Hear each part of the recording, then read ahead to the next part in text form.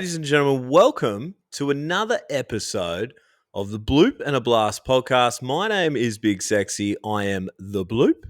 His name is Luke Hughes. He is the Blast. Hughesy, how are you, mate? I'm doing well, mate. Looking snazzy in that Morley Eagles new merchandise I see there, mate. So Got to rock it. Got to rock it. Looks good. Nice little long sleeve too. Sun smart. Not bad. Sun smart. 40 degrees out there, wasn't it, in Perth? Yeah. Yeah, it was stinking hot. I wore it still. Hey, man, I got to do what I got to do. I got to do what I got to do. Got to keep that sun off me, man. I'm getting old. I hear you, mate. It was a little bit chilly over here in Melbourne today. I did not see the weather report and rolled outside, didn't have a look, and I walked outside into a nice little chill and was committed. I was already on the way to the train. I couldn't turn around. I was like, nah, I'm going to go jumperless There would have been too many people saying, oh, are you Luke Hughes? Are you Luke Hughes? You're the ex-ABL all-time home run guy? Yeah. So many people, mate. So, but we do turn the page to 30 degrees Christmas Day over here. So it's going to be a scorcher into 40 for the Boxing Day test, which I have got some tickets to. So thanks for giving me those tickets. Appreciate that. Yeah, it's I've got some couple of tickets through a mate at work at Kennett. Funny enough, Jeff Kennett's son, old president and of the Hawthorn Football Club.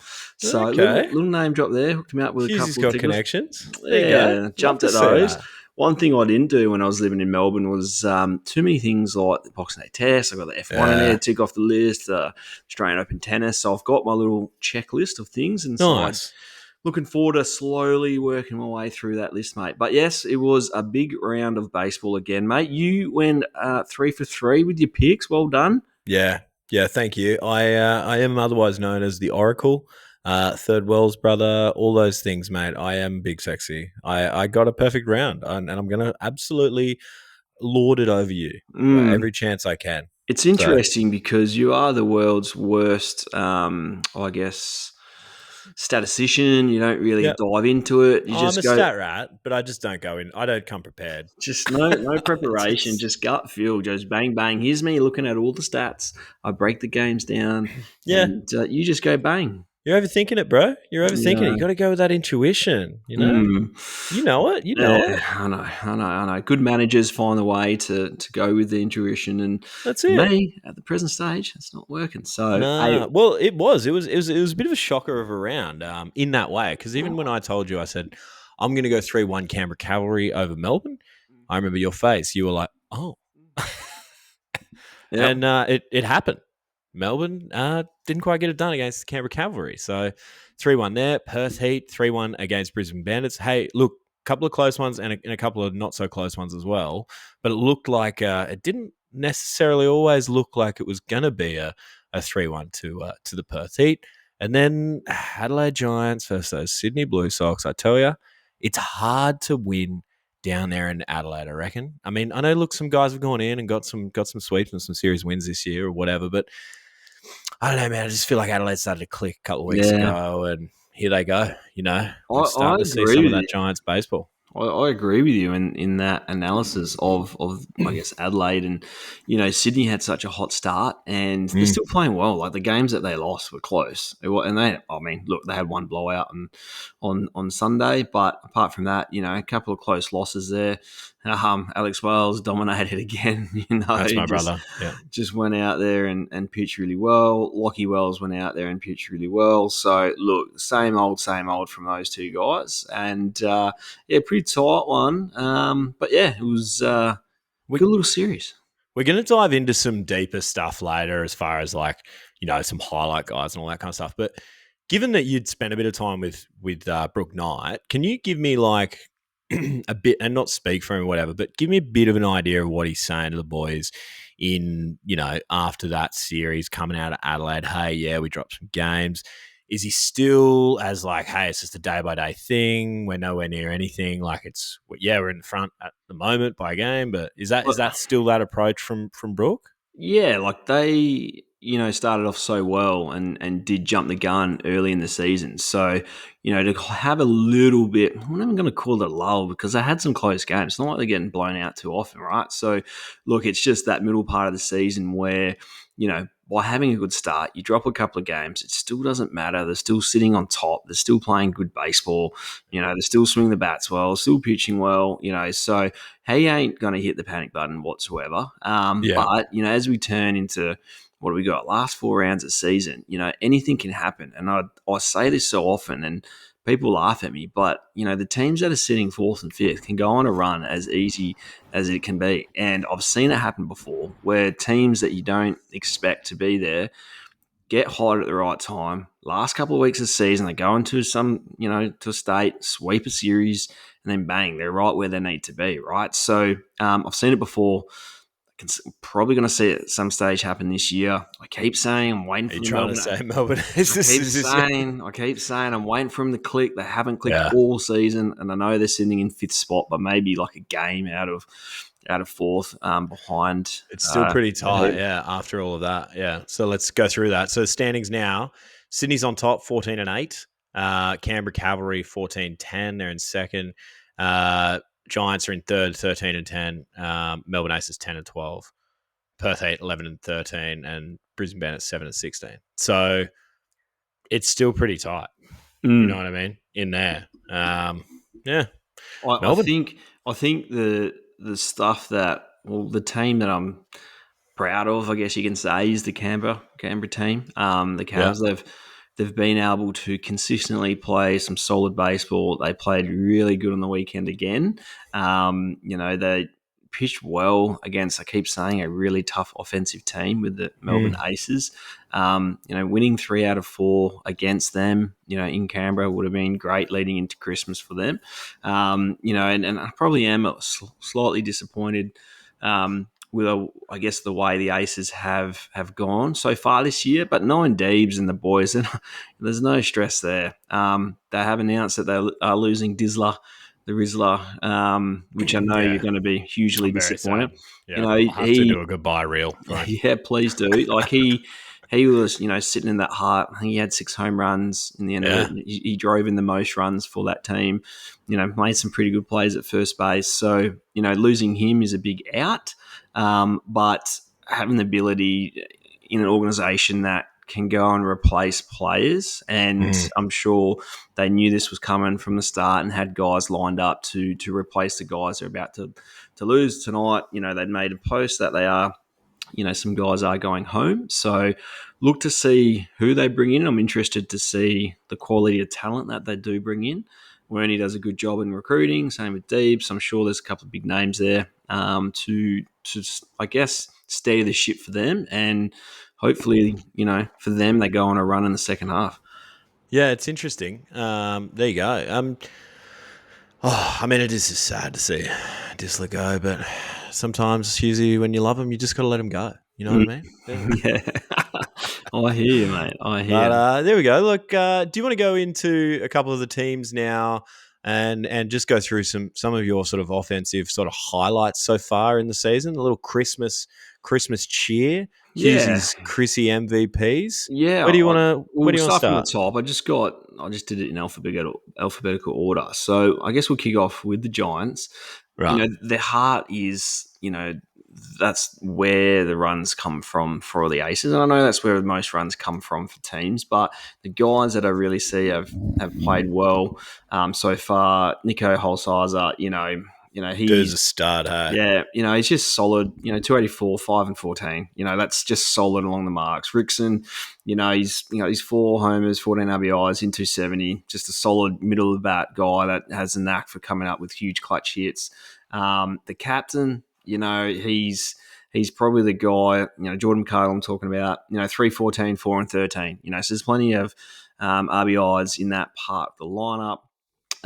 They are losing Akiro. He's going back to Japan. He's looked like he had a good time down here for the Giants. You lose him. But what I do have to say is with them, and one of the players that I guess started off quite slowly but has absolutely torched the weekend was Nick Ward. Nick Ward, yeah. Just dominated. And, he's played so well since he's come down to Australia in the years, over the years. And he's a guy that's just going to slot right in there. And he's, taken that team to the next level.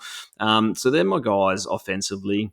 I'll probably go the MVP at this stage. It's probably hard to go past Nico. Just a steady bat across the line. It's one of those guys that when you can just write the lineup and have your heart, it's not gonna not concern yourself. That's why I think the Giants have really taken off.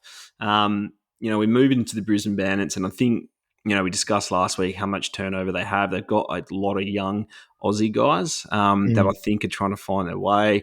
And it's something that they're in that rebuilding stage. I'd keep saying, coming in to play against the Perth Heat over the weekend, and the commentary was quite open in saying how bad the Perth Heat pitching staff was, which repeating that over and over again was probably not the best thing to do through commentary. But anyway, soon turn that down and on silent and just watch the game with TV on the background and watch the boys. But look, it's one of those things that they're in that rebuilding stage. Who we got here? Was it McNair? I mean, there's, hit quite a few homers. The guy that I'm really looking forward to watching for them is Mike Hart. Picked him up before the weekend. He's a veteran of the game.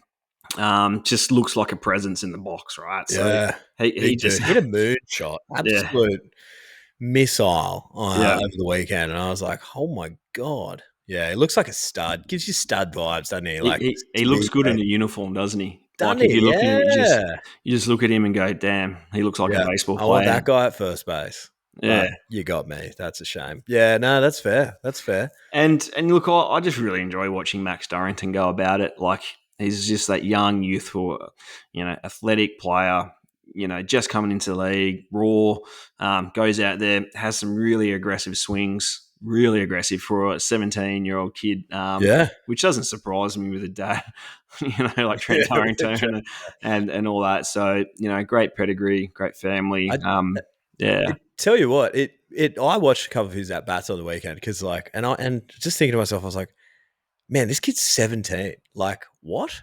Mate, do you know what I mean? Like, that's unreal. Like, I know that isn't that amazing, but for me it was. I was like, what? I remind myself, like I'd go back to think when I was 17 and just coming into it as well. And I was like, man, I was wearing a wet newspaper.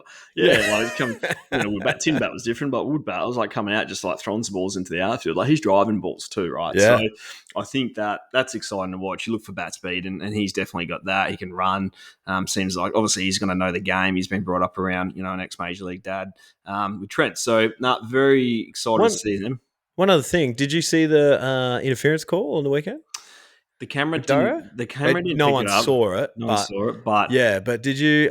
You know what? I'm going to admit this right now. I've never seen that. I don't think I've ever seen that. I've never seen anyone get called out for that. Yeah, have you? I have. Okay. And been very mindful of that little, I don't want to say altercation, but just like you just can't do it, and you don't see it. Of course, but I've just never seen it. Yeah, right. So Trent was pretty fired up there, and had a few choice words to say. He did. He gave him the what for, which I like to see. Actually turned the volume back up when I saw him come over just to see. And it was, but he's a passionate former player and now coach and doing a lot of good things. He's coach on the national team now as well and coaching third base. And interesting call there, but I think in the end they got it right. I'm not sure.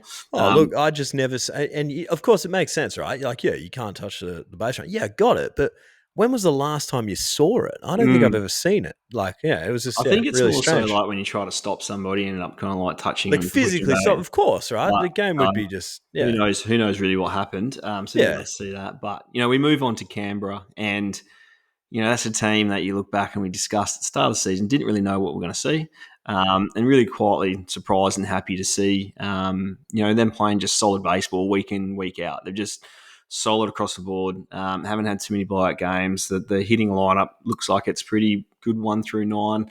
Sneaky good, man. Yeah, that's them. So I really look at them and kind of go, my guys there. Miles Symington, he's had a good start. He's picked up 9 bags. Hitting 270, good solid leadoff hitter there. Jason Matthews has just come back to the pack a little bit, but mate, hitting 280, 3 and 9. Just solid across the mark. Palmer hitting the ball really well. Horvath. Look, they've got a pretty good potent offense there, but the two guys I really look at, and this is no offense to the imports that are in the league, but when you look at guys like George Khalil and Robbie Perkins, are the two guys. Robbie, what's he hitting now? 386, hit 5 bombs, 16 RBIs. That's just solid across the mark. Walked 11 times as well. George Khalil, hitting 320, drove in 13 from the 9-hole. You don't see that very often. It just kind of shows how, I guess, how his confidence has grown and how he's just really locked it down. When you can write that 9-hole guy and hitting 320, like that's pretty good. That's pretty good right there too, right? So great to see Canberra kind of rolling along, and seems like they've onto a good thing. Seems like they're having a lot of fun. Benny's got the boys playing really well, and it's good to see. Good to see there. Melbourne Aces, look, first and foremost, Aaron Whitefield's had a hell of a year. Had a little bit of a scare in one of the games, and he came out. I'm not sure what happened. Looked like he kind of tweaked his knee a little bit. Yeah, knee or an ankle or something maybe. Yeah, but he was back in there game 2 of that double dip. So, by all reports, it seems like he's okay. But, 386, that's leading the league. I think him and Robbie are sitting at the top there with the currently running to the batting title. So, he's the guy that is just being their spark plug. He always finds a way to get a couple of hits. I've talked about Diddler the Rizzler already. Diddler. Berkey had a hell of a weekend. On the weekend, he went 4 for 4 the first 9. A few more knocks scattered over the rest of the weekend. So once again, he's finding himself out of that 9-hole. I think he moved up to the 7-hole in the back end of those couple of games. So he's probably those Aussie guys that have done really well. The two guys that really need to see, I guess, elevate themselves and dig in and find a way to not turn the season around, but elevate themselves. Robbie Glendenning, he's one, and Darryl George. Those are the two guys that, for me, for this team to have success deep into the playoffs, those two guys are going to be the guys that need to, elevate themselves and just do what they're capable of doing. And we've seen it for so many years and how good they are. It's just putting that all together is probably the biggest thing. Jared Dale's had a great year again, backed up again after last year. He had a great year last year. He's having a great year again this year too. So plenty of Aussie talent there with the Aces, and I really am looking forward to seeing who they announce, probably after Christmas. I'm not sure who the imports are. Who they got for Christmas. One guy of note that I guess we need to talk to, and only played a couple of games, was Logan Moore. Comes with wealth of experience, played a lot of years in the professional baseball ranks all over the place. I think he just finished up in Mexico too, so he just looks like just a solid catcher behind the dish. Moves really well. I think he's played like 12 or 15 years in professional baseball, so just a guy that to lock it down behind there with Eddie too. So they're my offensive guys for the Aces. A couple of guys that need to pick it up, and a couple of guys that I think have had solid years too. So nice. Yeah. There you go. I like that. The Heat, mate. Move on to the Heat. Yeah. What are you thinking? How's it looking for you? Jess Williams has been that guy, right? Like just solid across, all series, all games. I think, he's leading their team in hitting. He's clearly a really good mate of mine. And I love seeing, a young fella go out there and play. And, it's been well documented. He's had quite a few injuries over the years, but getting an opportunity to play nearly every game. It's great to see. Byron Armstrong's the other guy who I don't think the Heat at the time thought Byron would be the guy to just lock down shortstop and be the guy just to go to. And, he's again having a great year, come up with a clutch home run to put the Heat. I think he was down to his last strike with 2 out and, popped a homer out there in Brisbane and got the win for the Heat. So, it's great to see those two boys really, going well and playing well for the... Tell you, man, it's hard to not like Jess Williams. Like, I always think about, like, Jess just come back from the Heat one day last year and he's in there just flipping the boys soft toss. You know what I mean? Doesn't have to do that, but he does. That's just who he is. So when you say Jess Williams to me, of course, I love to see him on the field like that, but like, come on, man. How can you not root for a guy like that, So mad love for Jess Williams. Love Absolutely, that guy. mate. And, the couple of guys that, it's the Bojos, it's the Halls, it's the Canellis. Those three guys are the guys that, the Heat, it's kind of similar to Georgie and Glendenning. If they're going to make a run at it, those three guys as much as the power numbers are kind of there, I think I guess the consistency from those three guys is something that the Heat really need. TK obviously is battling through at the moment, trying to find his rhythm and his timing. Bojo, not too bad, 284 with 5 homers and stuff. It's pretty good, right? But, and Hawley's popped some dingers too. So it's one of those things where if you get those Aussie guys firing along the way, I think that's what's needed for the Perth Heat to continue to move forward. We'll touch base on the pitching staffs in a little bit. So they're kind of my guys, and Bowser too. All right. So Bowser's probably arguably having his worst season he's ever had, and it would be, it'd be killing him at the moment. He's a guy that's elevated himself in that team and has done so well the last couple of years too. So I know he'd be working hard to try to find his groove again, mate. Yeah, absolutely. Oh, look, I talked to Bowser a bit, and he wants it. You know what I mean? Like, so and again, you hope for guys to turn around like that. Like, it'd be awesome to see, especially being a Perth Heat fan. You know what I mean? So absolutely. That's it. They went into Brisbane and won 3 out of 4. So I know that was probably what they aimed to do, which was good for them. And then we finish off with Sydney, right? So the team that sits atop of the ladder.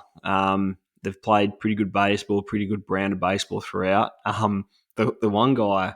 A couple of guys that are really like looking out here. Jalen Ray, hitting 322. Yeah. He's kind of sitting in that 2-hole, just consistent, getting on base. Finding a way to score runs. He's probably a guy there. Austin Merp, hitting 360, raking. Harry Fullerton, 289, and he was one of the guys that I said at the start of the year that I really was hoping and looking forward to, him taking the next step and playing solid baseball, and he's doing that.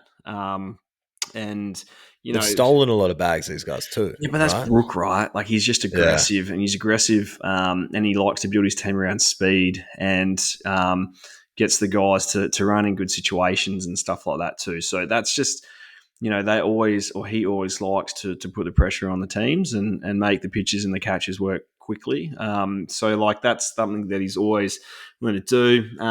It's tough to hit homers in Sydney, so I'd never expect to see too many home runs listed against the names, to be honest with you. It's just a huge ballpark there. So that's kind of how I think Brook looked at his team and said, look, if we can play the speed game, manufacture some runs by taking an extra 90 feet, I feel like that's how he's built his team. So, it's an exciting, I guess, team to see and track and see how they go. That's kind of my guys. Joe Stevens, consistent 289. It's something that there's just a lot of consistency through that lineup, 1 through 9. Yeah, cool. Let's run it back with some pitches then, if you want. Some guys, and let's go back from. Have you got your list still alphabetical? I'll go through pitches quickly because I'm clearly just an offensive guy. It's an offensive podcast. That's all I talk about. That's what we're here for. Who cares about the pitches? Pitches got up there and threw a ball. Play on. Whatever. Look, there's Adelaide are stacked with them. I think you can sit there and rattle off most of their bullpen and got a sub-2 ERA, which I think is like the depth of that club. Everyone seems like they're pitching really, really well out of the bullpen. Lockie Wells, Bradwell are probably the 2 starters that I look at and see the numbers, and it's just, pretty ridiculous. Wellesley's got 46 punch-outs in 6 games, so, that's pretty good to see. So they're clearly my guys there. One guy, if I was going to give a little nudge, and I know we had him on the potty, but, Todd Van Stencil is a guy that, he's got 4 weeks to turn it around, and he's probably been their go-to guy for so long. So look to see him lock in and dominate in the last 4 series. So that's kind of Adelaide. Brisbane, I was really, really impressed with Brody Cooper Vasilakis. His mound presence is unbelievable. He found himself in a bit of trouble in one of the games, got himself out of it, and then came out and then dominated. I think he threw 3 scoreless innings, punched out heaps of guys, and just looked like no one was touching him. He was just like, "Yep, I'm that guy." But it's the mound presence to me, seeing that, and then the confidence. And he's been around for a few years now, but I feel like he's definitely elevated himself and taken himself the next year. Ryan Bolling is the best pitcher, and if not one of the best pitchers in the league. Been saying it for years. I've always said to TK, I was quite mad. They originally got him out to pitch for the Braves a few years ago, and then somehow found himself on the Brisbane Bandits team. I said, TK, how did we miss this? And why is he not pitching for the Heat? And then we had to face him too. So look, Did you face him in club ball a bit? Yeah, we faced him club ball. I think I'm pretty sure they probably beat us in the championship. Sorry to bring it up. As the Bravos always seem to beat us. So he's, just really solid pitcher. Sammy Holland, 277. Again, that's just what he does. I reckon if you look at Sammy Holland's career stats, it'd probably be that, around that. Connor McDonald's been the sneaky one for them as a starter. He's got a 3.8, 1 and 2 record, but I think he's pitched pretty well across the board too, mate. So they're probably my Brisbane Bandits. You got anything to say about Brizzy? No. All right, that's good. I didn't come with any homework like you, mate. I'm just along for the ride. I'm just enjoying it. We moved to Canberra, and I think their import staff is pretty solid across the board. They've got some really good starters there and some really good guys out of the bullpen. One of the guys I'm sitting here looking at his stats, it looks bloody ridiculous, is Rio Karashari. Nice. Nailed it. Yeah. Karashari. 2-0, 193, 10 games. Just solid bullpen arm there. John Kennedy, it just seems to dominate. He's that funky left-handed guy you just don't want to face. He's gone down to Canberra and continued on his, strong performance over the last 5 to 10 years too. So a couple of guys there. Jack Mahoney. Mahoney. He's Mahoney. I think he found himself in a bit of trouble in his start over the weekend. Last couple of weeks he's been getting roughed up a little bit. Yeah, but he kind of scuffled through and got him a little bit deeper into that game. And look at his stats, right? He's 3-0 with a 3 or something, or is he? I think I just saw it. Yeah, 3-1 with a 3. So that's just it's solid for your number one ace. Anywhere around that 3 and under as a starter is fantastic. So they're kind of my guys that I look at with Canberra that have pitched really well. With the aces, they're interesting, right? So you had Sean Morimondo come out and, dominated the first couple of outings. He's been hit a little bit the last couple of starts. So I kind of look to see him kind of really elevate himself moving forward. Stephen Kent hasn't given up a run all season. 5 games, 0 runs through 8. Great fella. The guy that they did pick up, and I really don't want to try to pronounce his name. Come on. It's my favorite part. Neverascus. What was it? Neverascus. Oh, okay. He's a guy that, is pitching the big leagues and has strengthened that bullpen for them. Joey Steele has been a guy that's been one of Deeb's go-to guys as well. It's probably they probably just need to clean up, I guess, their starting rotation to get some consistency out of them. Like just find a way to give up a run late in a game to essentially, in those close games, kind of cost them. So I think they need to lock down there. They are going to lose some players. So as we said, interested to see what happens with them. Yeah. There you go. Move on to the Perth Heat. The Perth Heat. Riddled with injuries, and I'm hoping that I haven't heard anything, but I saw Kiz come out of the game there the other night with a bit of a twinge or something. I was watching it when it happened, and anytime you see someone get hurt, you just kind of hold your breath. And from all reports, his strength testing went pretty well post-game, so that was positive to hear from the boys. But you never know, right? Like, you just don't know. It was such a short season, and, what do we got, a month to go? You just never know what's going to happen there. The guys that I really see, Tyler Beardsley, by far best closer in the league. We talked about Cooper Vasilakis' mound presence, but Tyler Beardsley is just a vet, gets up there, and doesn't matter what situation it is. There was an extra inning game there in Brisbane. The Heat, scored a run, went up a run. Obviously we start first and second, and he just kind of went out there and whatever. And, the bowling ball power sinkers at 95 coming at you, with a nasty slider too. And I was sitting there and when we were talking about Mike Hart before, and I was like, probably him coming up, probably would have walked him in that situation. I was like, probably not the guy I want to face. And his his Tyler just punching him out to end the game too. So, Tucker Smith took a really big step forward as well, dominated in his start, punched out, I think maybe, was it 12 or something like that, 10 or 12 guys? Yeah, so, he definitely now is kind of anchoring that rotation, but they are kind of a little bit banged up. Really happy with the way Warwick's pitched this year, and I think he came into the year a bit unknown of how or what his velocity would be. He knows he's getting on. He knows that end game is kind of coming, and it's really good to see him go out there and use his experience. And he's been nasty out of the pen, man. Yeah, he's just looked nasty. Yeah, I think he's doing a lot too. Yeah, it's good to see. Look, always. I love all the Aussie boys. I'm very passionate about all these guys, especially these guys who are my best mates, and it's great to see that. Really wishing Kiz all the best, and hopefully we see him again this year. And same with Will Sheriff. Hopefully we can see him back out on the mound at some stage this year too. So it's Sydney Blue Sox. We'll finish off with them. Probably can't go too much past Benny Ferreira. Colin Wynn. Matty Ray. I mean. 1.26 ERA. He's pitched 14 innings, different bit of roles, not a star. He's coming out of the bullpen and just doing what Brooke wants him to do, right? Keeping the guys off balanced. It's not overpowering in any form of way, but he's done a good job to be able to, eat some very, big innings. And Big Landon, 2-2 with 3-6. As I said, just solid kind of across the board. But Colin Wynn has probably been the guy that he's used in a couple of different situations, coming in the back end of the game to close the game out, or starting a game as well. So, I think as we move forward, what's he started? Colin's he's only started one. Like to go into say a 3-game set in a playoff. Got some decisions there to be made around your starting pitching. Plus, you've also got a guy called Alex Wells who just goes out there and just. Let's read his stats out. Don't talk about my other brother. 4-1. Yeah. 1.05 ERA. Yeah. Filthy. Right. 6. Is he 6-1?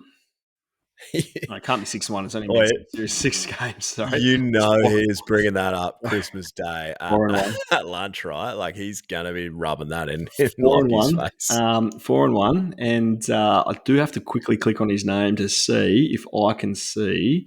No, you can't see. Game logs. Here we go.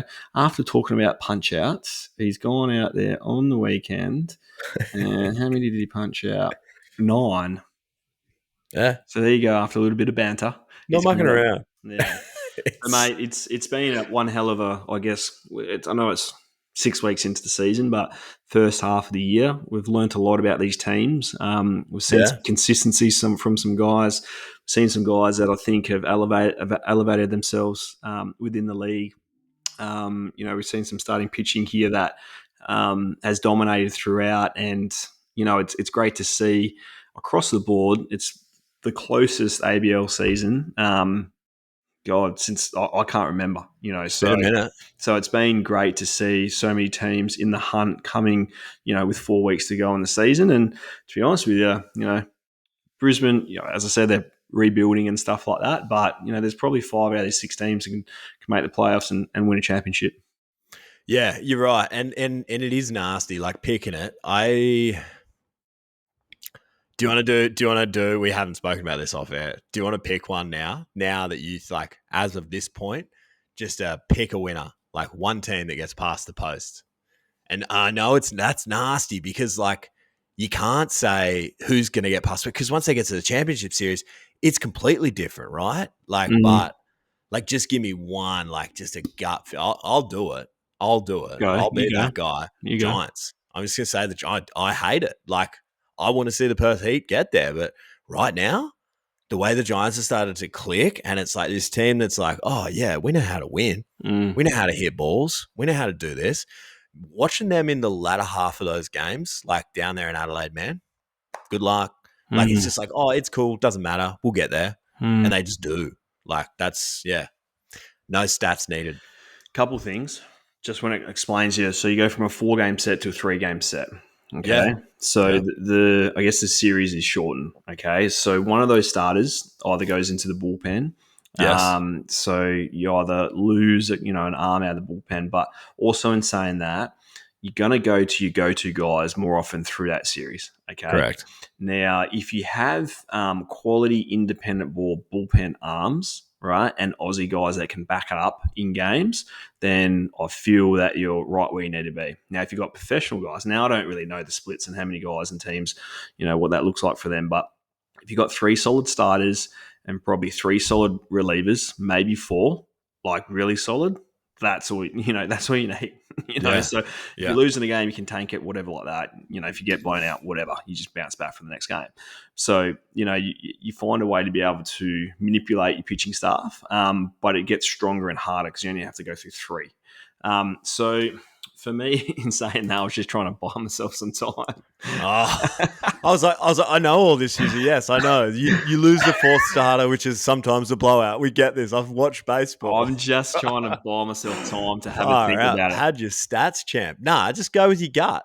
Come on, this is why you didn't get a perfect round. You didn't go with your gut. Give it to me, Hughesy. You're going to say the Melbourne Aces. No, they haven't shown me enough this year, unfortunately. I'm really looking like I'll reset. Can do this next week again if we like. If I see like who they go out and get, they need like some guy in the bullpen blowing some cheese. They need that, and I think they need one more starter. To be honest with you, so I'll see what they end up doing. I think the offense is kind of there. I just think they need some more pitching depth. So you want to say Canberra, but you know that you should probably say Sydney. Yeah, I know. I know, bro. I'm legit. I was there too. 100% correct, right? Yep. Like I sit there and I go, sneaky. Going into Sydney to play in a final series at that ballpark, if they're on top and they get the home field advantage, I think it just goes in their favour due to the fact of the way their team is built through speed, stealing bases, playing the game that way. So I think that's a huge advantage. Canberra, they've got a good team, good solid team.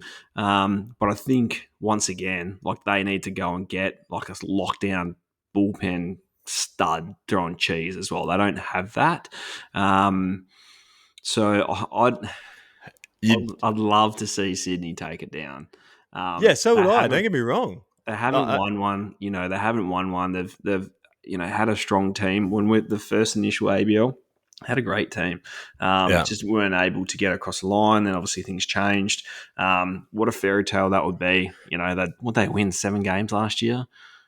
Was it 7 or 8? 8 no, 11. They got 11, and they've already clipped that, which is great. Yeah. No, don't get me wrong. Just say we love it. Could we see? No. Could we see Sydney Adelaide? I'm gonna give you this right now, and I don't know. I don't hope I'm wrong, but I feel like this is my gut right now. Canberra, Adelaide, Championship Series. And I want Sydney to get there too. Like I want Perth to pull something out too. But like I don't know if you talk. I'm just gonna go with a wild guess. Like right now, there you go. There's your Championship Series: Adelaide and Canberra. And look, everyone can laugh at me and tell me I'm wrong, but I'll tell you, I have not given up on the Aces. I 100% will say that, but I need to see who they've got. Right when you pull up your little bedspread with Aces on it, Melbourne Aces bedspread. I just need to see who they've got. I've just got to see what they've got after this week, and I know Deeves has probably got something up his sleeve. But if they can get a lockdown arm, another one out of the bullpen, another starter, that's nasty. Then I think with Sean Morimondo, nasty, another starter, another bullpen guy. I think they can get there. Anyway, don't get me wrong. I want to see Sydney, Adelaide. I also definitely want to see Perth and Adelaide again. That would be sick. And I want to see Perth win it. But I'm just going to go with my gut and say, hey, here it is. Yeah. So, anyways, let's move on. Look, I actually I probably should have said something about this earlier in the episode. But for those of you that are aware or aren't aware of whatever, we are actually doing a pretty sick thing at the moment. We're doing a giveaway with Eastern Australia. So we've actually reached out to Eastern and we've had a bit of a chat, and we're going to give away 5 $100 vouchers that you can use on their website, Eastern Australia. And we're doing that over on our Instagram at Bloop Blast Podcast. We're on Instagram. This is purely an Instagram giveaway. All right. So I'm not going to do it on Facebook. It's just on Instagram. Okay. So all you got to do, you got to go like the photo. You've got to be following both us and Eastern Australia, and you've just got to tag a teammate. You get an extra bonus entry if you share it to your story and all those sorts of things. But All the conditions are there. I'm going to draw it out on the 30th. I'm pretty sure. I think you said the 31st. I think you said. Did I say the 31st? Yeah, probably. I think no. I'm gonna entries close on the 30th, and I'm gonna draw it on the 31st on the stories. So hey, get involved. It's been really great. We've seen lots of people jumping around, and it is sort of. I've been trying to poke it out to all club ball people and things like that because, like, really, that's man, imagine that, like getting a little $100 voucher for little Timmy there for T-ball. I think it'd be sick. So go and share it around. We really appreciate it. And yeah, hey, thanks heaps to the guys from Eastern Australia for jumping on and getting involved. And yeah, it's pretty cool. Pretty awesome. So there you go. Absolutely. Yeah. Do you want to move on to what do you got? Do you want to go through picks now, or do you want to save your picks for this round? Or let's get into MLB stuff. We'll get the ABL stuff done, and we can talk about the MLB free agent period, trade period, which I love. Nice. All right. So I got a perfect round. So I'm pretty sure I have to double check here. I'm pretty sure I'm 4 points ahead of you, just so you know. Just catch up, mate. Try and get there. I am that octopus that predicted the World Cup win. So here we go. Let's go with on Boxing Day. The Boxing Day test. Ain't got nothing on this. Melbourne Aces are at home against the Brisbane Bandits. Who you got? Melbourne v Brisbane. 4-0 sweep. 4-0 sweep. Yep.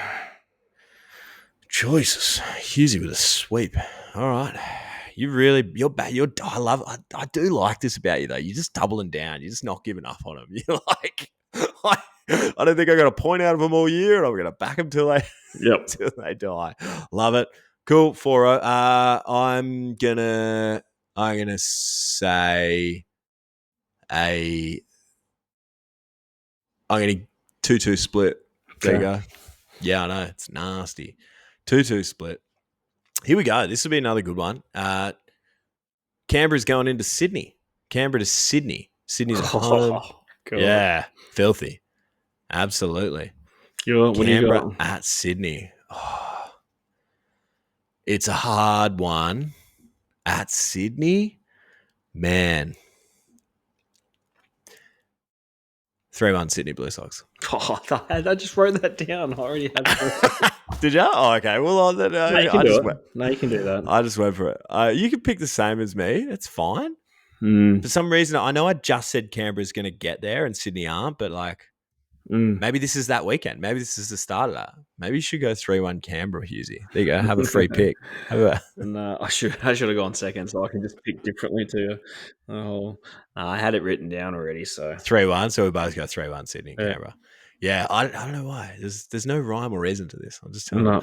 Adelaide Giants are coming over west. Your boy here is going to sneak into the commentary booth again. And I promise this time I'll have a bit more gusto. So please, just a little bit more energy. Yeah. Just give me something. Hey, it was a long day, man.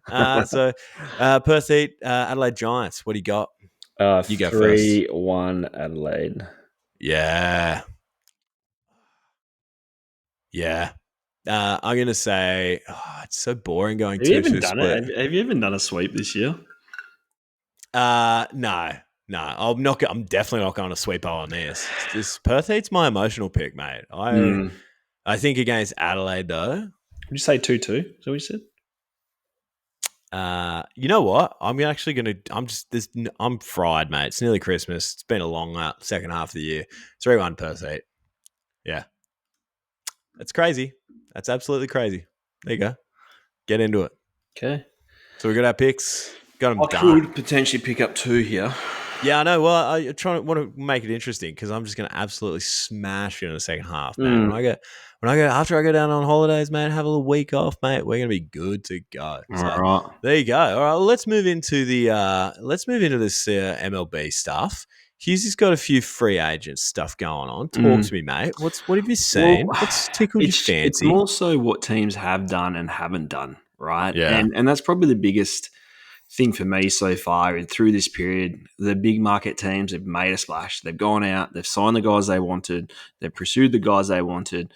And I guess that that middle tier and bottom tier franchises just haven't done anything, right? And that's probably, they're probably seeing how the market's evolving and then trying to see not necessarily the top end tier or free agent that's going to sign that $150 to $300 million contract. More that 2 to 3 year guy that's had solid numbers and stuff like that. So look to see these middle tier to bottom tier teams kind of pick it up a little bit. I think post Christmas, but I'll work through the teams and I try to keep it pretty quick, but. Starting with the Orioles, picking up Tyler O'Neill. It was funny he said that only reason why he signed there was the fact that they brought the fence back in. So the fence there was quite friendly. They moved it back, and then the owners who just came on board, I think it was like 2 seasons ago, said, "No, we're going to bring it back in." So Tyler O'Neill's got plenty of thump in that bat. The interesting, dude's absolutely yoked. Oh my god! Does not miss a gym session. I think Sagano is the wild card one. He's a veteran of the MPB. He's played, I think 15, 16 years in the MPB. Comes across at, I think he's 35, 36. I faced him a few years ago. Nasty. Came over, signed that 1 year deal with them, and they picked up Gary Sanchez too, who I think will enjoy that fence coming in as well. They've got quite a few notable free agents there. Corbin Burns is probably one of the guys. John Means and Santana. Where do you think Burns lands? Just out of curiosity. It's hard to pick that, but honestly, I'd love to see the Red Sox make a run at him. Yeah, me too. I think the Red Sox have really eyed the fact that they're contending again and they're going after it. We'll get to the Red Sox and what they've picked up, but I'd like to see him go there. It's probably the one team. I don't think they're too far off from making a run back at the playoffs and into deep into the playoffs again. Sorry, I'm just going to quickly interrupt this with a really stupid story that you're going to hate. But this time last year, I was playing MLB The Show, franchise mode, and I had Liam Hendricks for the Red Sox, Aroldis Chapman, Corbin Burns, Tyler O'Neill. I also got some other guys that are never going to get signed. But I'm telling you, man, it's weird, right? Obviously, they got rid of Tyler O'Neill, and that's fine. But there's some strange things happening here, man. Mate, they picked up, arguably their best pitcher in the game in a trade with Garrett Crochet. He's just filthy. If he can stay healthy, he'll win another Cy Young or 2 or 3 if he can stay healthy. Just disgusting 98 left side. Nasty kind of arm angle, all that stuff. So huge. Almost like another sale. And that announced the Red Sox back to the big market, I feel, by making that trade has kind of shown the fan base, look, we're ready to compete again and go after it again and play with the big boys in that division, right? So I feel that was the first pick. It's again, Aroldis Chapman, everyone knows Aroldis, 98 to 102. Cuban missile. Just throwing cheese. Patrick Sandoval, another guy, picked up on a 2-year deal, which I think is huge. Justin Wilson, another guy too. So, look, they're making some moves, and I think, we discussed this off air, that Liam Hendricks, everyone forgets that he's there. Went through, obviously, his rehab with the team last year, got back out on the mound late in the year, but he wasn't going to come out in the team and pitch for a team that wasn't in the playoffs, right? So they add another quality arm with Liam Big Hendo coming out of that bullpen. They do lose a few players too with, Kenley Jansen and stuff like that, Martin Feder. But look, I don't think the Red Sox have finished with 1 trades or 2 free agents. So I'm really, and I know Big Sexy, they're your team. You're quite passionate about them. So I know you're probably pretty keen to see them, bounce back in probably one of the toughest divisions in the league. It's going to be nuts. I think you're right, though. I think they need to. I'd really love to see them go and get Corbin Burns. And then, someone else. But, I mean, what else can you really make a splash with? That's sort of where I'm at for now for the rest of the free agency. Look, I feel they need to move Devers to first base. I know, he just defensively, I don't think he's strong enough there. It's another thing that happened in my show team. But anyways, there's still some notable third basemen out there in the market, which we'll touch base on in a second. But, I think if they can go and get, a quality lockdown third base defender, I think that would be huge. And, Devers, DH and playing first base, I think that's nothing wrong with that. Nothing wrong with it. I know he doesn't want to, and he's been quite open and saying that in the media that he doesn't. He's like, I'm a third base, I'm going to continue to work on my craft there. So I love that from him.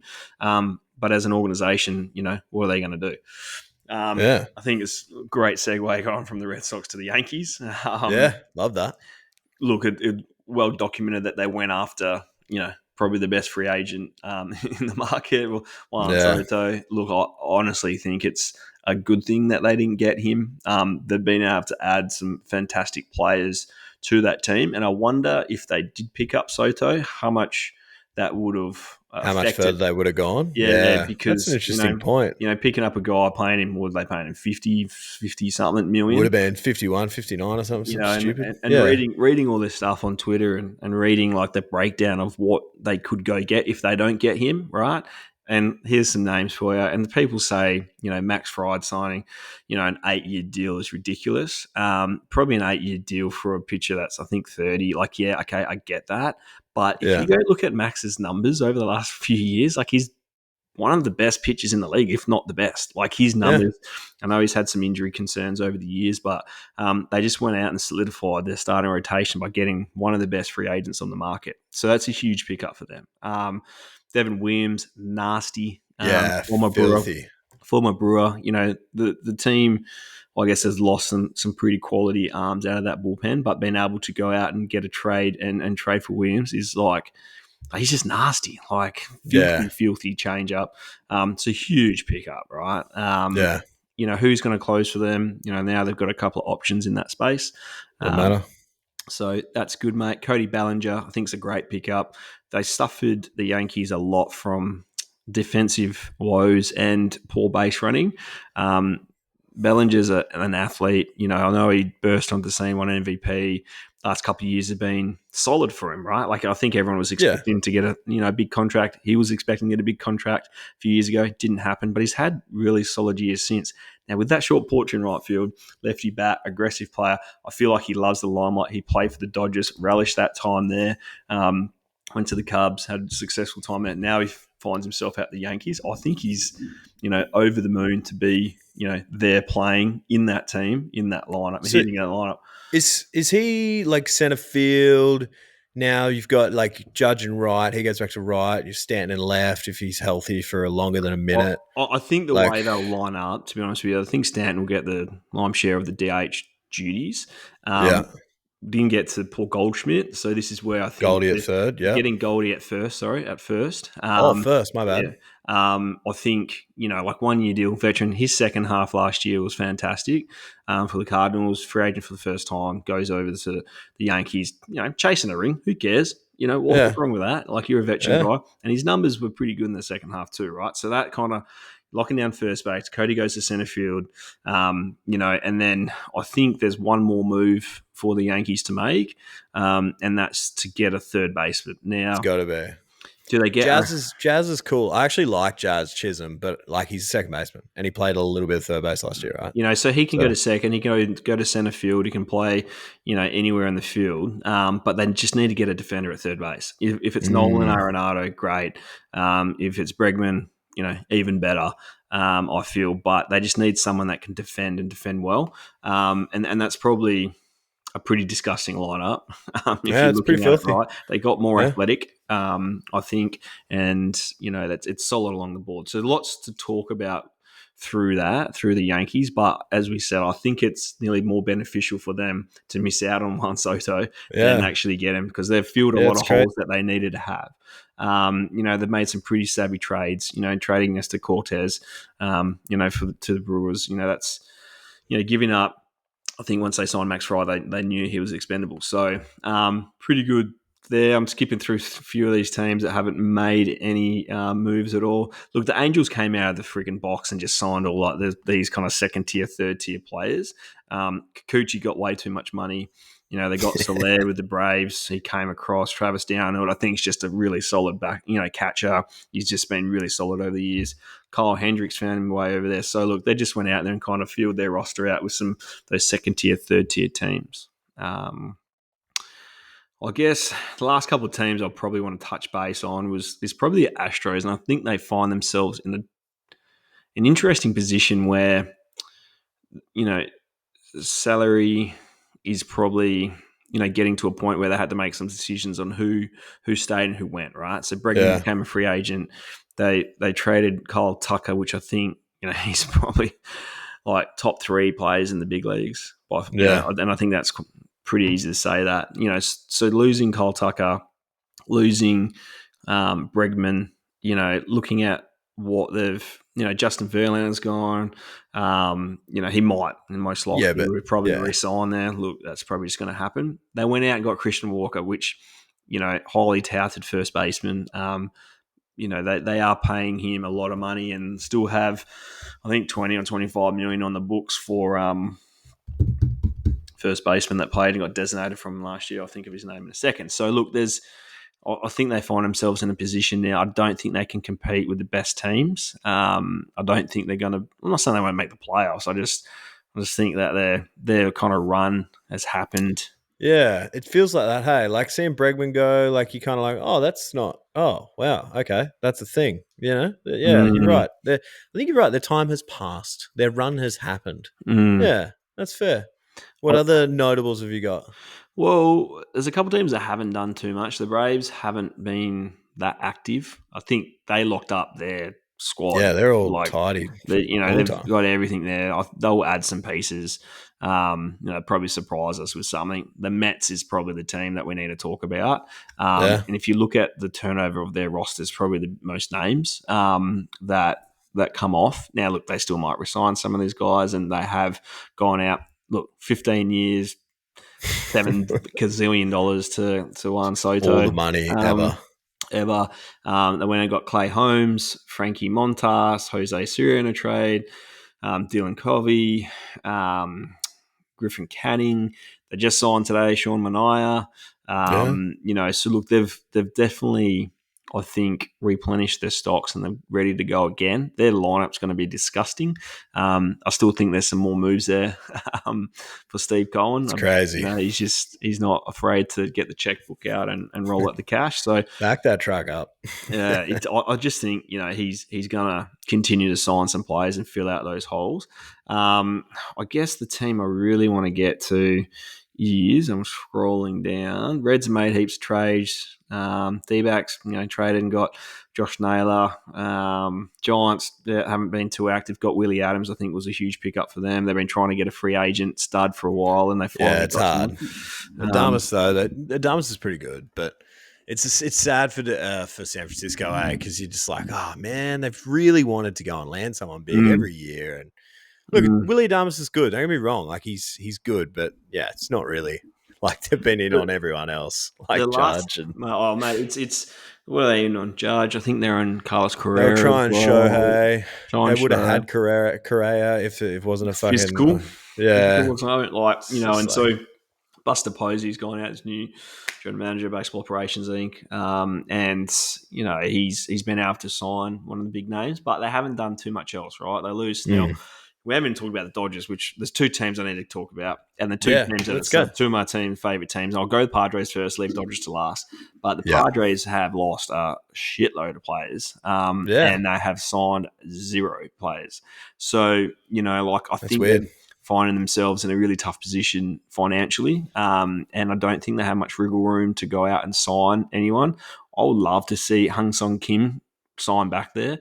I think he just fits that club, that organisation, that mould of what they look for to lock down a shortstop. Instead of moving a Bogarts over there or, moving one of their 8 shortstops that they have in the field back to shortstop, I just think that those players are now so comfortable in their new positions that I think they need to find a shortstop. I think Kim's probably going to either end up back in San Diego or at LA.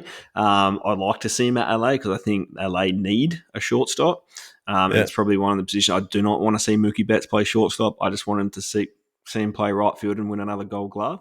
So I think with San Diego, and look, I've put a couple of bucks on them to win the World Series next year. I still like them. I'll pay him $15 or $16, so I definitely don't dislike them. I'm trying to find where the Dodgers list of players are, but I can't find them. Maybe maybe they didn't even put them on here. They might have just done me dirty. Well, they might have. Oh, here we go. Right. They knew. Okay. They knew Hughesy. This is what we got so far from the Dodgers. Okay. Blake Snell, best pitcher on the market besides Sasaki, wild card, but the American guy that's done and performed and had ridiculous numbers. They went out and got him, deferred some money, said, nah, we'll keep signing players. And when I got Michael Conforto, interesting pickup, I thought at the time, with Teoscar Hernandez still on the market. I'd like to see Teoscar back there. I think Teoscar would like to be back there. I just don't think they're going to. I don't think they're going to be able to. I think Teoscar's going to get some money somewhere else and go somewhere else. I think Blake Trian, nasty. 98. It's like disgusting. So they're not done yet. They'll pick up some more pieces. Everyone's trying to work out where Sasaki's going to go. Talked about the Mets, talked about the Dodgers, San Diego. Like I was reading that it's basically a done deal with the Dodgers. Everyone says that, right? That's the whole, Everyone says it, and it's probably, if they go there, they arguably have 8 probably number 1, number 2 starters in any other team. They probably have 8 of them. If he does sign there, Snell, Yamamoto, Glasnow, they're going to have May, Gosling. They'll have Shohei, and say Sasaki goes there. Kershaw will sign back there on a deal. Not sure what, but he'll go. He's not going to pitch anywhere else. He'll either retire or go back there. So they've just got that much pitching. It's ridiculous. So, look, I don't think the Dodgers are done at all. I don't think the Mets are done at all. I don't think the Red Sox are done at all. I still think they're going to be very active through this period because as we do move into who's remaining on that free agent market. Yeah. Right. I had a question for you. Is my mate Walker Buehler there yet? Has he been signed yet? Walker hasn't signed anywhere, right? And I feel like for him, he was just going to go and sign a 1-year deal somewhere, probably for 18 million or something, 18, 20 million, I reckon was probably what he's going to get. Not a bad year. And then just build his stocks up, be healthy for 12 months, pitch a really good season, and then go sign his $150 million deal somewhere with somebody, right? So, if I went through the pitchers or the top pitchers still out there, Sasaki, number 1, I think, over Corbin Burns, close second.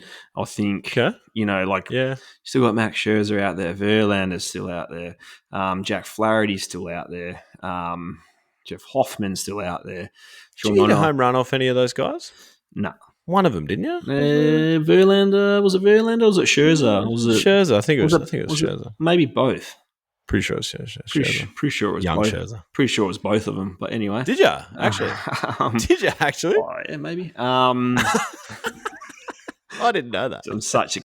I know. I'm just right? So, look, they're probably like your frontline arms still out there, right? So there's definitely plenty of those, a couple of those top tier, Corbin Burns, Sasaki, top end, Jack Flaherty, top end. Jack Flaherty's only 29, by the way, which is ridiculous. I thought he was a lot older than that, but he's not. So look, they're you guys that all these big, I guess, clubs are probably, I reckon the Phillies are out. They've got their starting rotation already set. They've got guys locked up for the next, 5 or 6 years. So I don't expect them to do too much in this space, but interesting to see where it lands. There's been a huge first base, I guess, off season. A lot of movements and trades. Nathaniel Lowe just got traded today. It's Santana got picked up back at the Indians. Naylor got traded over. It's just been a lot of movement. Pete Alonso is probably the most interesting candidate. If you look back and what he's hoping to get signed for, what his free agent class was going to look like, what he said no to, all that stuff like that. He still finds himself, and I think if you look at his numbers, he's averaged 35 homers the last 5 years straight. Right. Besides the COVID year. So, look, that's where I'm at with, with Pete. I don't think Pete gets a bag. Sorry. You don't what? I don't think he gets a massive bag. I just feel like everyone's like, he's old. Does he get like that? Does he get that 3-year, 80? We're going to be so wrong in this. We're doing okay in the ABL, but this, I didn't see Juan Soto getting the money Soto got. No, but that's just stupidity. That's Steve Cohen, right? He wanted his guy. He went and got his guy. A lot of people say this, you only worth as much as someone wants to pay for you, right? And Steve Cohen wanted him and went and got him, right? So he's got the most money out of all owners in the major leagues, and he just said, stuff it. I want him, and I'm going to outbid everybody, right? So I think the games are generating more money than ever too, right? It is. How much do you think Shohei's worth now after Soto getting so much more. So much like more. I would have had. So I heard it explained pretty well, and I can't remember where it was. So I'm not going. I'm just trying to. Sorry if I misquote it, but someone basically said like, Soto. It might have even been Paul Morgan actually. It said, Soto, yeah, you're, but Shohei, you get all of Japan. Do you know what I mean? And they're just avid for it. Like the investment in Shohei is so much better. It was Morgs. It was Morgs on Baseball's Best Mate on his podcast. And it just makes so much more sense. Like Soto, yeah, cool, but I don't know, man. I'll tell you right now, I'm a Boston fan, right? And I'm always looking for a Shohei game. When Shohei's in the lineup, I want to go watch Shohei. Soto, whatever. But maybe that's just me. It is what it is. Yeah, Soto's good. Don't get me wrong. I get it. But trying to remember who I was listening to last week, and they were talking about it. It was AJ Pazinski, very polarizing character, and on his podcast, and he was talking. He's like, never turn on the TV to watch Juan Soto play ever. Yeah, right. There you go. He's just like, no. He goes, Judge. Yeah, I'll turn on his at bats. Yeah. Okay, Shohei, mate. Of course, I turn on because Shohei. Yeah. Like he's kind of put in that perspective, and you kind of look at him like, yeah, you're probably right. So, what Shohei brings commercially to the Dodgers will far outweigh like the money that they've given him. Like it just, I think that if you go back and look at the numbers and break it down from last year, it's something ridiculous. Like it's a ridiculous number. What his revenue just solely on him and Japanese media and the Japanese sponsorship. Crazy. And they were sponsoring Dodgers games. You saw all the stuff behind home plate. So look. There's big names are off the market, but Alex Bregman is the watch for me. As I said, I'd like to see him on the Yankees. I think that would be really good to see. Teoscar Hernandez is another watch for me. He probably finds himself that 2-3 year, 4-year deal. Probably 80 to 100, I think. But already mentioned Kim. I'd really like to see him on the Dodgers. And we're back. Little issue there. Might blame someone. Might leave that to you. But so sorry, you were talking about Kim. Kim, obviously I'd like to see him sign with the Dodgers. Probably not going to happen, but I just like to see that. And as we just had a little cutout, thanks to Lachlan Dale calling me and just ruining our podcast. Thanks, mate. Little 10-20 phone call. Appreciate the call back, mate. But it's only 7:30 here, mate. Yeah, just jumped on Twitter while I was waiting for you to send me another invite. And Jock Peterson just signed with the Texas Rangers. So, look, that's probably my wrap so far. Yeah, 1 year deal. What was it, 13 million? Give me a second, mate. Let me just pull it back up, see if I can find it. Well. Back on Twitter. Another little plug for Easton, why don't you?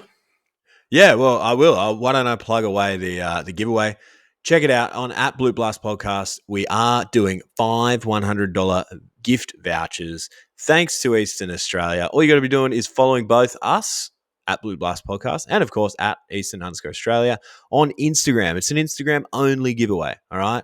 Follow us both, like the post, tag your mates. You can throw it up in your story for an extra entry, but there you go. It's pretty awesome that they've come to the table and decided to jump in with a giveaway, which is pretty cool. So huge thanks to Easton and, of course, all of those that have entered. It'll finish on the 30th at around midnight, 11:59 on the 30th, and I will draw it on the 31st. It's going to be pretty exciting. So there you go. Go and check it out on @Bloop Blast Podcast. And huge thanks to Eastern Australia. How much did Jock Peterson sign for, mate? No, didn't say the specifics on there. Did leave one player out. So just agreed to it. Yeah, just agreed to it, pending if she's cool. But Anthony Santander from the Baltimore Orioles, one guy I didn't mention, looking forward to seeing where he's on. Big time pop. He hits 40 homers. So he's probably the last guy that I really want to touch base on. But, mate, Merry Christmas to everyone at home. Look, we've had a fantastic time bringing you the podcast. We've enjoyed doing it. We've had some ups and downs along the way. We've had a few tech issues, but hey, look, mate, we're just part-time podcasters that love bringing the game of baseball to everybody. And thank you for all the support, all the messages, all the kind words. Before you wrap it up, Hughesy, sorry, I'm just saying thank you to everybody. That's all. It's good. It is good. It is good, and I appreciate that. But I've had a couple of entries from Club Ball Hero over the week, throughout the week. Okay. Me mate Parso up there in Queensland, he's messaged me and he said, look, want to give a big shout out to Tony McPhail from the Surfers Paradise Baseball Club. Now, Tony McPhail was the Surfers Paradise Baseball Club president when I was playing there as a junior, mate. So this is, a few years ago, right? Because I'm only a spring chicken. But Tony just got a Baseball Queensland Life membership this weekend. He threw out the first pitch there at a couple of one of the Bandits games on the weekend. I saw a lot of the Surfers Paradise guys in the background. So yeah, absolute gentleman of our sport and a phenomenal contributor to baseball. So huge shout out. There you go, Tony McPhail. Awesome, great to see. And look, can I do a club ball shout out? One thing I've got one more after that. I've only just seen. I'll give a club ball shout out to Phil Kendall, Morley Eagles president, who just received life membership at the club. Congratulations, mate. You made my life a lot easier while I was the club coach over there at Morley, mate. A lot of time. I think what people forget about around the committees within these sporting clubs, how much time behind the scenes they spend doing all the stuff that, you know, us players don't really, or we take for granted. And, you know, there's a lot that goes into the success of clubs. And look, without these people, without your presidents and your club committees, you just wouldn't be able to, you know, happen. So thank you. Phil's a dude. Yeah, great dude, mate. So congratulations. Love that. Phil. Another one I was going to say, and I know this is like, I'm not trying to make this a whole Morley freaking segment, but like, but this goes out to anyone, right? So it made me think of it the other day, right? It's Thursday afternoon. Boys just got to training. It's basically holiday time, mate, right? And you're thinking to yourself, you know, Dan's giving us a bit of a speech about what's going to happen and what's going to happen in the session or around. We're not sure if we got guys to throw us BP and feed the machine. And you think to yourself, oh, yeah, cool, whatever. But, you know, sure as hell, we go out, we go for a run, stretch, throw, we get back there later. And the guys are there. We've got a couple of dads down there throwing us BP and guys feeding the Mano and, of course, Jez Franklin there, throwing BP and feeding the machine. But huge shout out to those guys. But obviously that's not just us, right? That's every club. So, I mean, mate, to come in this close to Christmas, it was stinking hot. We didn't want to be there. Sure as hell they didn't want to be there. Do you know what I mean? But they were. So big shout out to all those volunteers, whether they're, you know, dads or whatever, all across the country, mate. It's absolutely unreal. And it really did, like, it hit me. Like, when I walked into the cages, I was like, oh, boys are here. Like, because that Jez Franklin, man, that beeps that he throws, my man, it is good BP. Like, I love that. I love that arm. So, hey, it's awesome. So, huge shout out to all the dads and all the volunteers and the mums, of course, right? Of course. The mums out there doing their thing. So, we appreciate you. And, like Hughesy said, look, thanks so much for all the support that we've had so far across this little journey. I mean, it is Christmas. We have got a little giveaway, so go and check that out. I've plugged that several times throughout the show. But look, thanks so much, and we hope you all have a Merry Christmas. Have a safe holiday. Look after yourselves. Be good to each other, and enjoy some ABL baseball because there's a bit going on. So there you go. Peace. Have a good week. Merry Christmas. Merry Christmas, everybody. Bye. Nice.